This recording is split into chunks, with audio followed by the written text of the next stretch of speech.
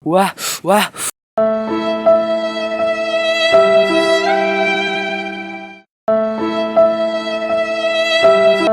So hello guys, আসসালামু আলাইকুম। আপনারা সবাই কেমন আছেন? আশা করছি আল্লাহর বেশি মেহেরবানিতে অনেক অনেক ভালো আছেন। আপনারা ভিডিওর টাইটেল এবং থাম্বনেল দেখে বুঝে গেছেন ভিডিওটা কি নিয়ে হইতে চলেছে। তো বেশি দেরি না করে ভিডিওতে শুরু করা যাক। তো গাইস, আমি আছি জয়পুরহাট জেলায়। আপনারা সবাই কেউ নাম জানেন কি জানেন না জানি না।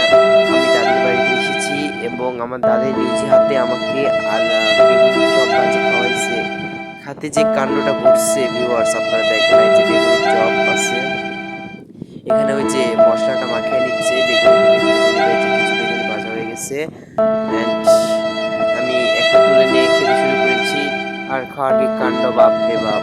এমন খাওয়া খাইছি, এত যে গরম, মনে করছি স্বাদ হবে, স্বাদের ভয়ে হাতটা পুড়ে ফেলাইছি, এত যে গরম হচ্ছে।